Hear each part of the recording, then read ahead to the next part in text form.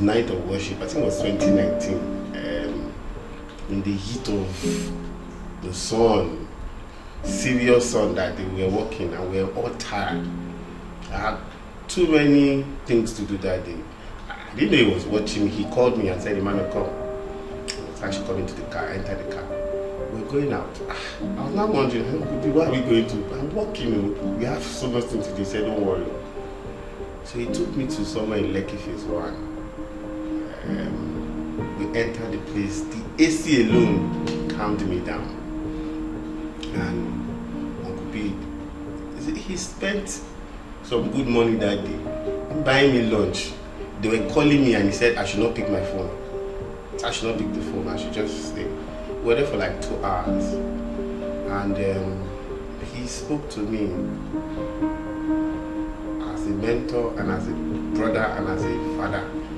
That day, I told myself, if there's anything Uncle B asks me to do or anything he wants me to do, I'll go the extra mile to do it. I can never ever forget that day. Never ever forget that day.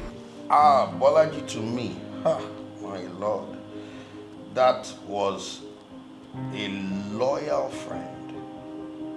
Bolaji was dependable. Bolaji was like my brother. I've never seen anybody like that just carries your matter. That's something that is saying, you carry my matter, He was somebody that will go every length for you.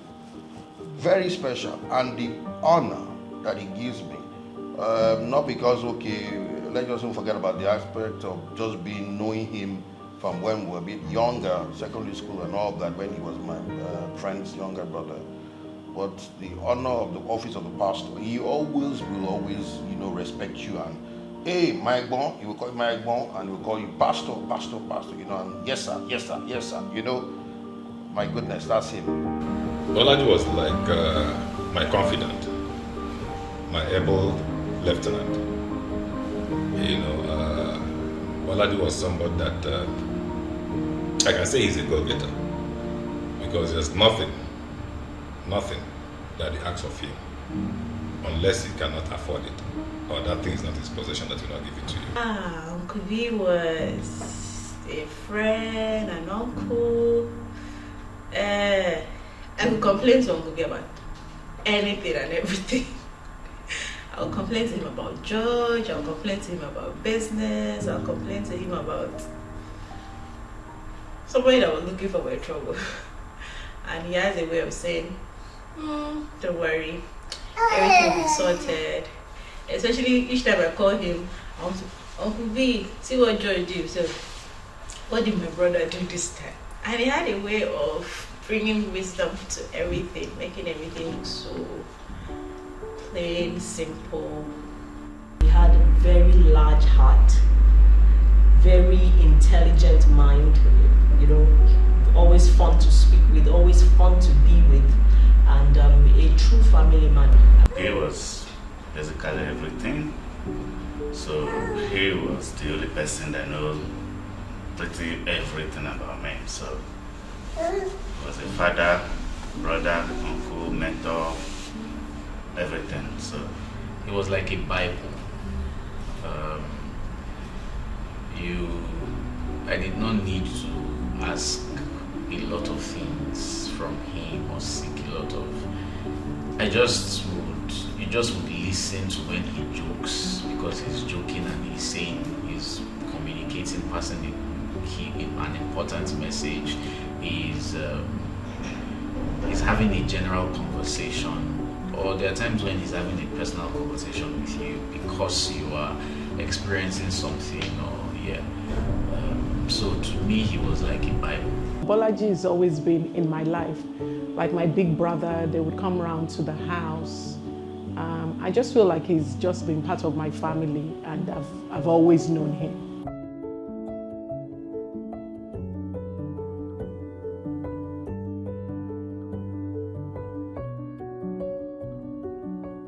Uncle B, as we fondly call him, I met him a couple of years back. There's my friend, his name is Stephen Lulua. Uncle B contracted him to do a program for one pastor in City of David then. So that was how I met Uncle B for the first time. Subsequently, he came to King's Court. I was in King's Court then. He came to King's Court. We had a chat like that. So. He was a lot of things.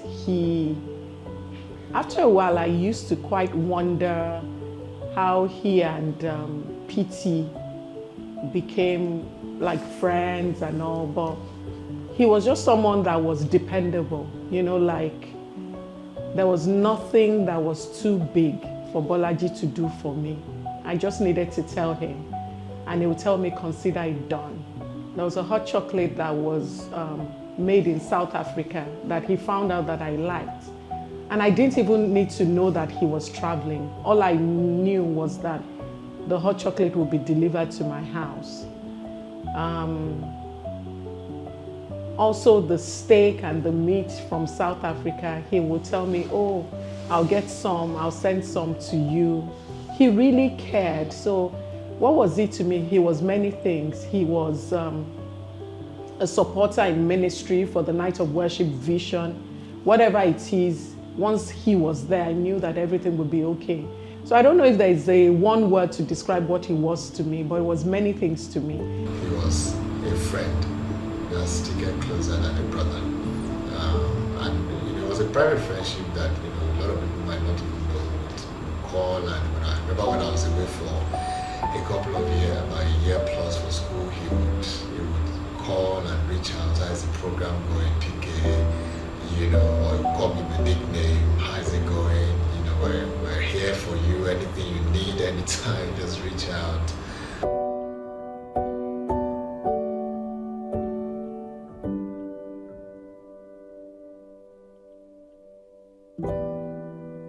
Bolaji is somebody that you can rely on. To me, he's a sure guy. He's the kind of person that does not fail you. Bolaji can never fail. If you ask Bolaji to do something, be rest assured that he will do it. So I could remember the very first day when Bolaji joined me at the City of David. Then I was teaching him how to connect amplifiers and all that. I think it was like, maybe we did that for like 2 or 3 Sundays. And the next time I asked him, I said, Bolaji, how far? He said, don't worry, you don't have to come. That he got everything covered. And lo and behold, when I came the following morning, everything was set. Uncle B is playful, but at the same time will tell you the truth about things that are happening around you. And he's very gentle in his way of approaching you, and will always correct you in love and make you see the things that you're supposed to do. He is somebody that sacrifices his time, and he will never complain. Never complain. And he will never ever have any bitterness. Never. He is so open. You can never see, but I've never seen Bolaji like that. No. I've never seen. He's just Christ-like, full of love, sacrificial, long-suffering, all the fruits of the Spirit. Honestly speaking, that's what Bolaji is all about. The fruit of the Spirit in his life. That's what he portrays. But this particular year, he started teasing everybody because we were all not married. So if you want to go there, you will carry yourself. And the ladies in the department at the beginning of the year are recruiting, so that by November, you will have ladies and him who go and do, I don't know what you are doing there. Bumi, HOD, you are the one leading these boys astray. That was Uncle B's way of telling us, you guys, you are old enough to go and get married. Don't be waiting till November. But yes, that was a really fond memory of Uncle B. Some of my fond memories of him is how he's kind and selfless, yet he knows where to draw the line. When it's like, you guys don't even come here. I'm not ready yet. memories of us hanging out, memories of us finding a place. He would tell me about maybe a nice restaurant, and we'll go there together to eat and to rate the food there. I think one of the fondest memories would also be when he and Deji used to come over to Ibadan to eat shrimps and prawns and all the fun and all the laughter that we used to have. So there are many fond memories that I have of Bolaji.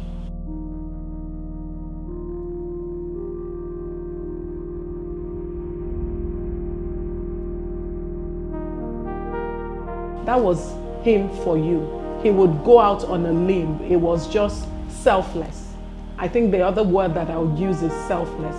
I always look forward to, going, his office was at the airport, but I always look forward to going to his office, not because of, it was always work that carried us there, but just hanging around with Uncle B outside of the church environment was, and Uncle B always had something to say, he always had a story to tell, he always had, And when he sees you, he will have that time for you. So I will miss that connection, that togetherness, sitting down and talking. I really don't know, but I do miss him. I'm going to miss his style. I'm going to miss his encouragement. I missed everything about him. Everything. Because anytime I think of him, I just feel like, well, Uncle B is now, just like he traveled. He will come back. I miss everything about him. I will miss that kindness. I will miss that commitment. I will miss that honor. I will miss that love that this man of God, I'll call him man of God because my wife called him apostle. That being, Bolaji will sometimes call you to not just ask for something. People call and ask for things. If they haven't had it for a while, they call you, oh, that's that guy calling me. He's calling me because he wants to ask for something. Bolaji will just call you, hey, how are you doing now? How's everything? I will miss that. That love, the love. I'll miss it. I just want to pray once again that God be with you. God continues to strengthen you. And Lord, that we love you. The boys, keep supporting Arsenal. I don't know who supports Arsenal now, who doesn't. I know that was the war between you and your dad. Or who didn't know who supports Arsenal, or if it's both of you, just keep doing that. I'm sure you'll do him proud in everything that you do. We love you. Stay blessed.